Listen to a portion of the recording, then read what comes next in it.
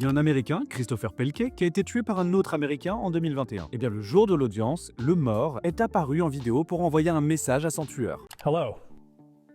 Just to be clear for everyone seeing this, I am a version of Chris Pelkey recreated through AI that uses my picture and my voice profile. Et oui, vous l'avez peut-être déjà compris, on a recréé par intelligence artificielle un avatar de cet homme mort, donc, en se basant sur ses traits, sur sa voix et son prétendu caractère. C'est lunaire, un espèce de fantôme à l'écran, qui dit à son tueur Gabriel Horcasitas, the man who shot me.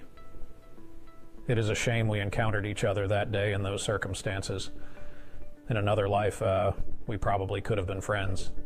I believe in forgiveness and in God who forgives. I always have, and I still do.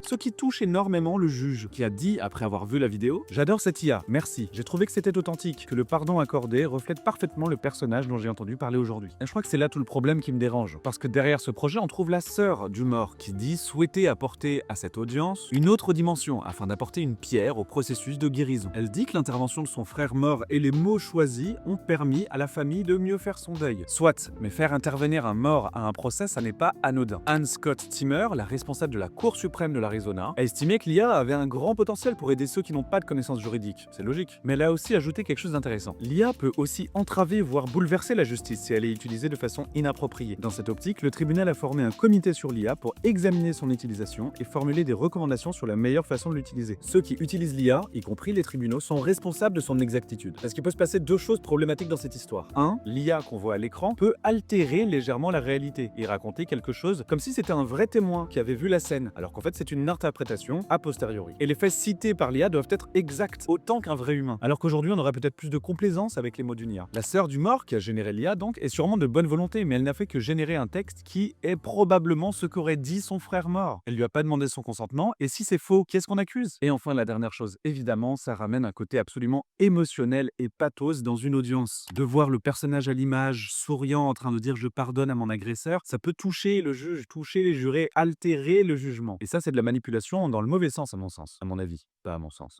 Bref, on vous avait dit que l'IA allait changer le monde très très fort sur tous les sujets, mais là, je me fais encore surprendre tous les jours. D'ailleurs, si t'aimes bien ce genre d'histoire qui parle d'un monde en bouleversement total, tu connais, tu me suis. On a plein de choses à se dire, il y en a tous les jours des histoires comme ça. Ah, on a vite fait de rester sur la touche aujourd'hui, un clignement d'œil et c'est fini.